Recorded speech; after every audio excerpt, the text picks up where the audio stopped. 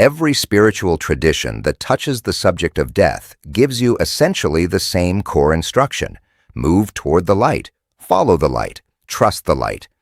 Whatever form the light takes in the moment of dying, whether it arrives as a luminous tunnel, as the radiant presence of a divine being, as the faces of beloved people who died before you, as an overwhelming experience of love and peace and absolute belonging, every mainstream framework agrees.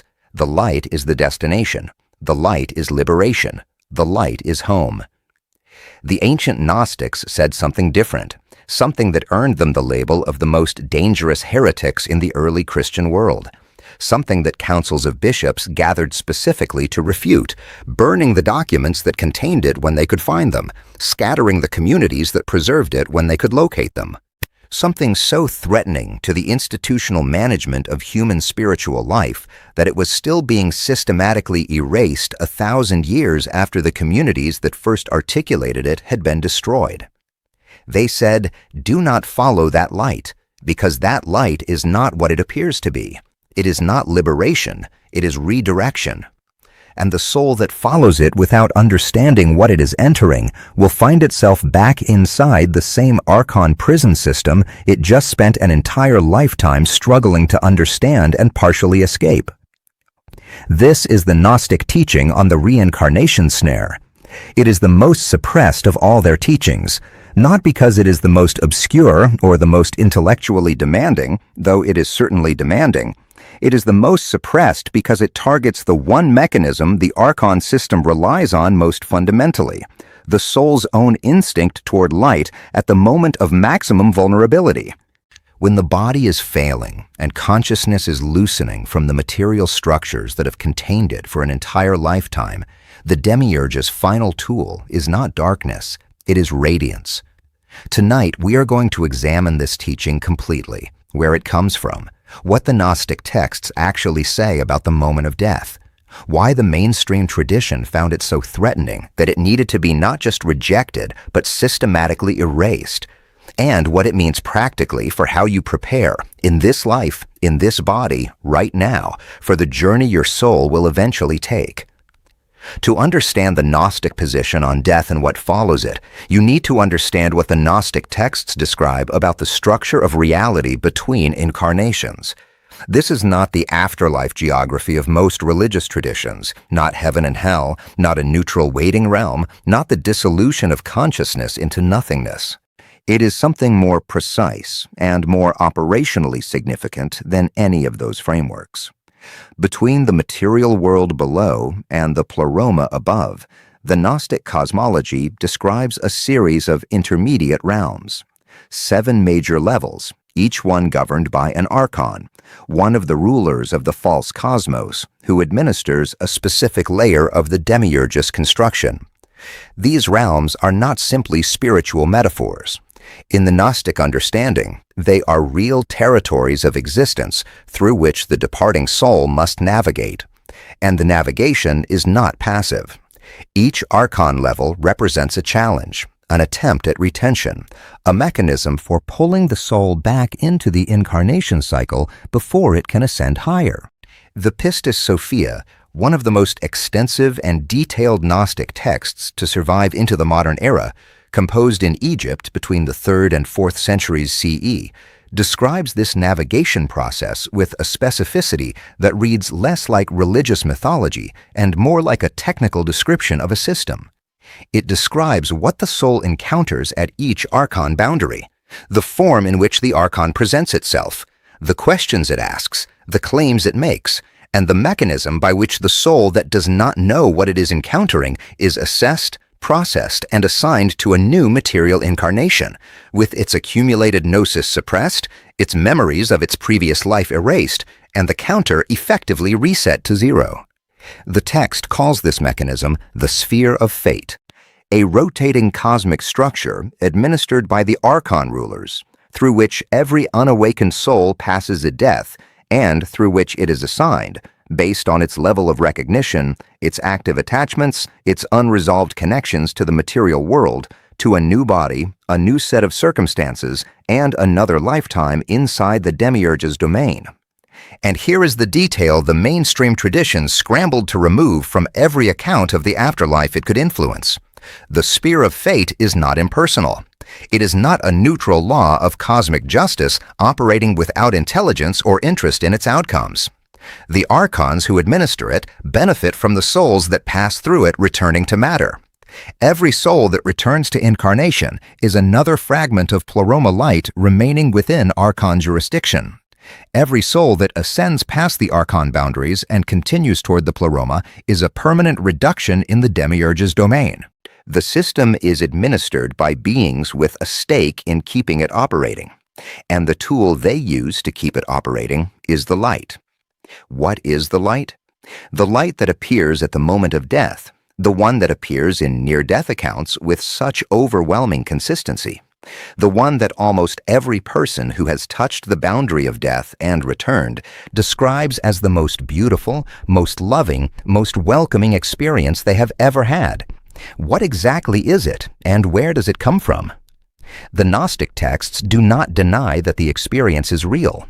They deny that it is what it appears to be.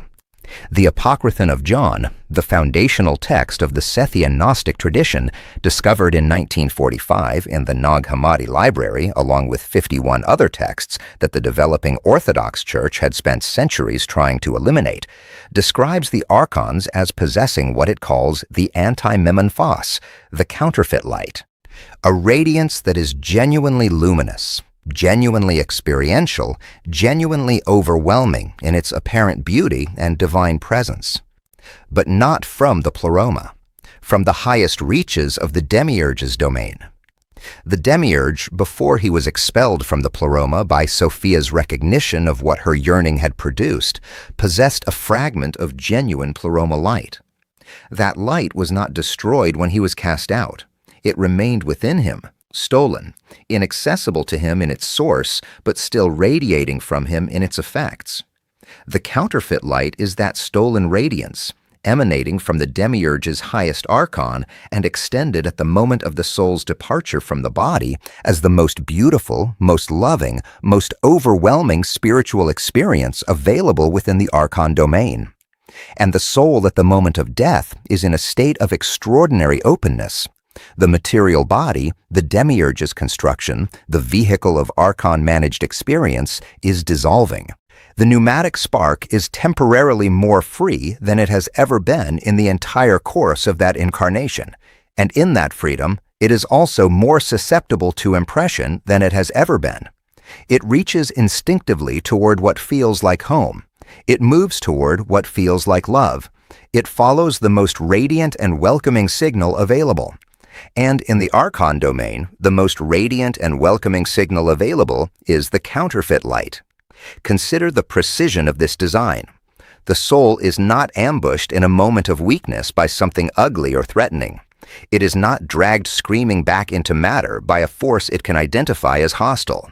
It is drawn, willingly, lovingly, toward an experience that genuinely feels like the culmination of everything it has ever wanted.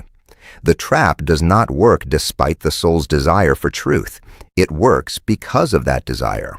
It exploits the soul's deepest and most authentic longing, the longing for home, for reunion, for the end of separation, and redirects that longing into the very system that produced the separation in the first place.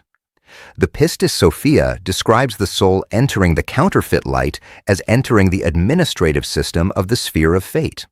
Its memories are examined, its attachments are cataloged, its unresolved connections to the material world, the loves and fears and desires and relationships that still bind it to the level of archon experience are identified and weighted. And based on this assessment, it is assigned a new incarnation, a new material body, a new set of circumstances designed to address, or more precisely, to continue processing what the previous lifetime left unresolved. With the memories wiped, the gnosis accumulated in the previous life suppressed, the counter reset. The Gnostic texts call this the second death, not the death of the body, the death of everything the soul learned during its previous lifetime that was pointing it toward genuine gnosis, the forgetting that resets the entire journey. And what makes the second death so devastating in the Gnostic understanding is not that it happens once. It is that it has happened to every unawakened soul thousands of times, lifetime after lifetime.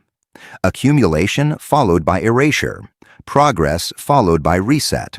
The soul approaching the edge of genuine knowing, dying, entering the counterfeit light, and waking in a new body with no memory of how close it came.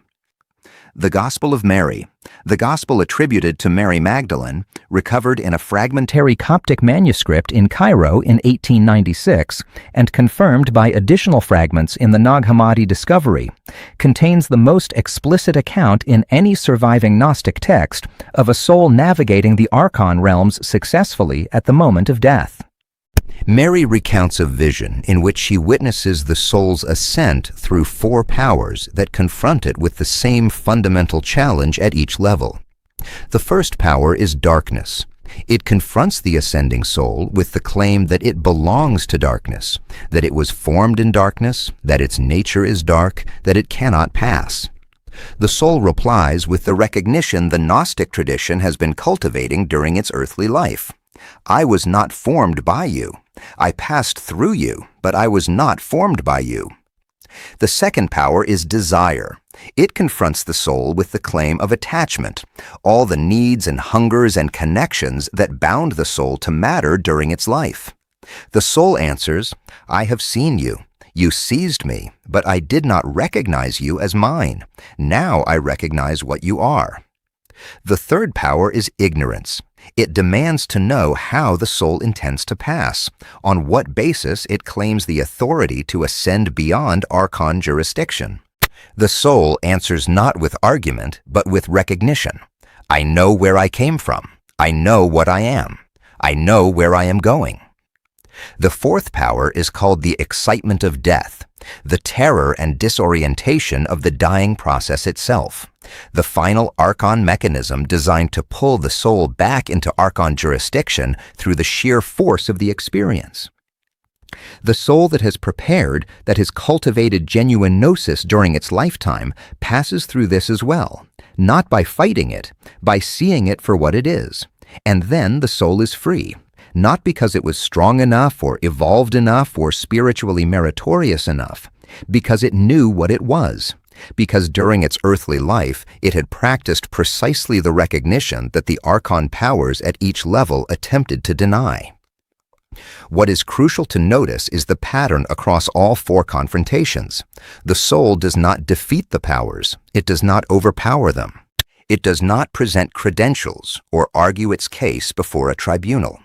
At every level, the mechanism is the same. The power makes a claim about the soul's nature, and the soul responds not with counter-argument, but with recognition. It sees the claim for what it is. It identifies the power making the claim. And in that identification, the claim loses its binding force. The power has no jurisdiction over a soul that knows what it is. This requires a direct engagement with the most obvious objection. Near-death experience accounts, in the clinical literature accumulated over the past 50 years by researchers like Raymond Moody, Kenneth Ring, Pim von Lommel, and Bruce Grayson, consistently describe the light as good, as love, as the most profound experience of belonging and acceptance the dying person has ever had. And they consistently describe people who returned from this experience as changed for the better, less fearful, more compassionate, more attuned to what actually matters in a human life. How do you reconcile that with the Gnostic claim that the light is a mechanism of re-entrapment? The Gnostic texts are not the source of this objection. They anticipated it. Their answer is precise. The experience of the counterfeit light is genuinely beautiful. It is genuinely overwhelming. It is genuinely transformative, in the specific sense that any encounter with a power significantly greater than ordinary material experience is transformative. None of that is in dispute.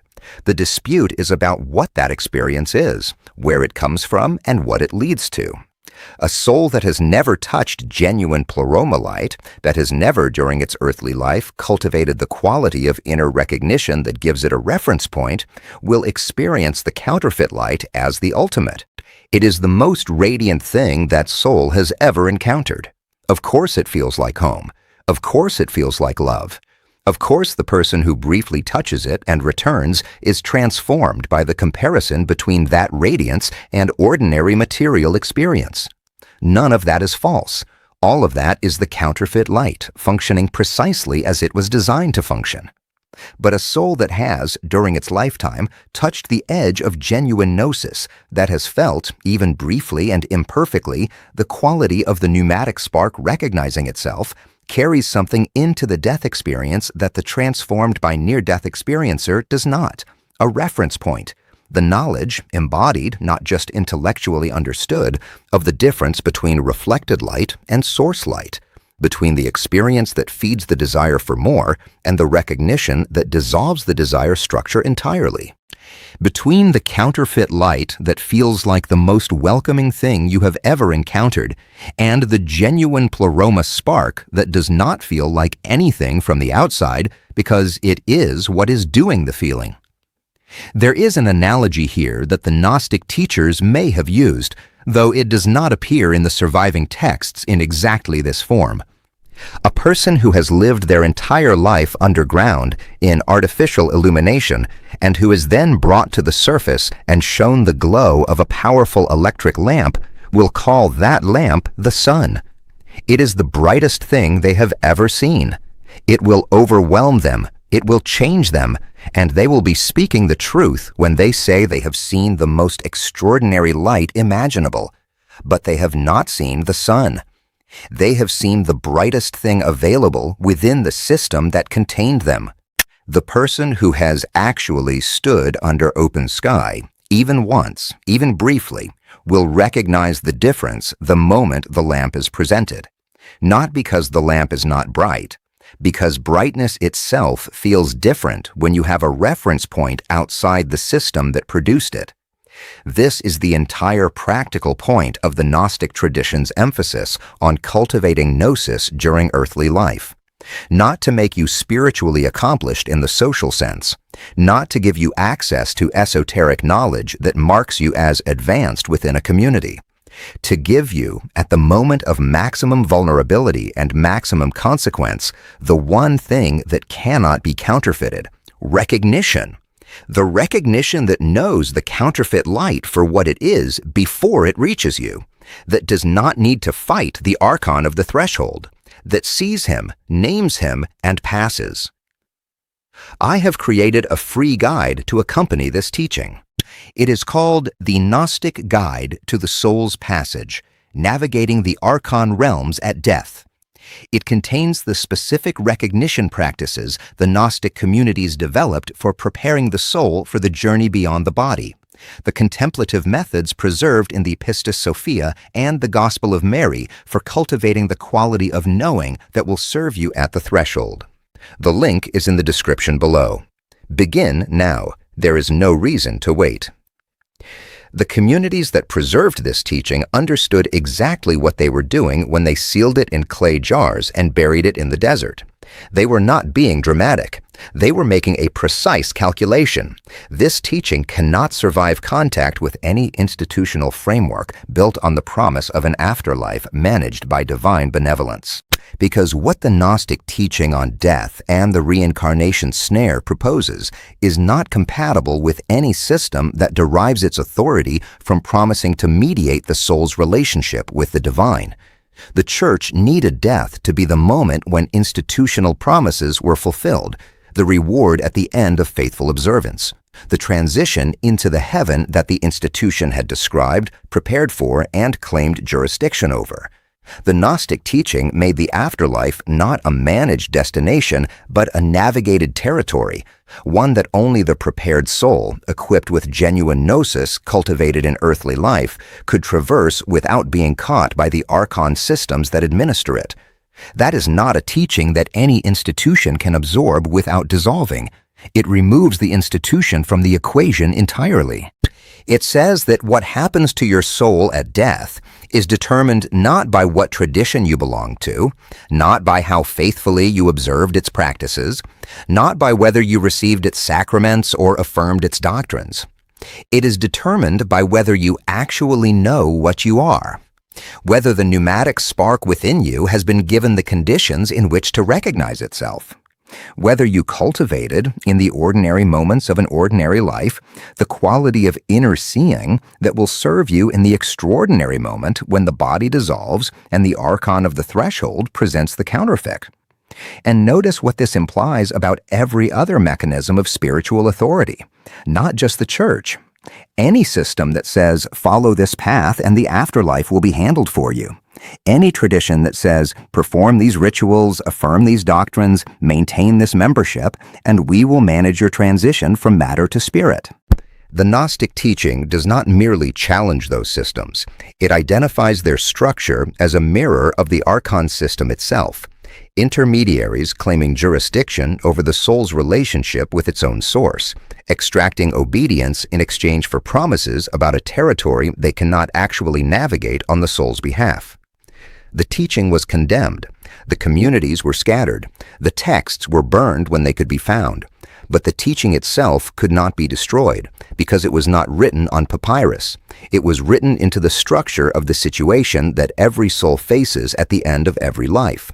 And the communities that preserved it understood that the souls ready to receive it would receive it in whatever form it took, in buried texts, in whispered lineages, in the quiet recognition of one prepared soul encountering another across whatever medium the moment provided.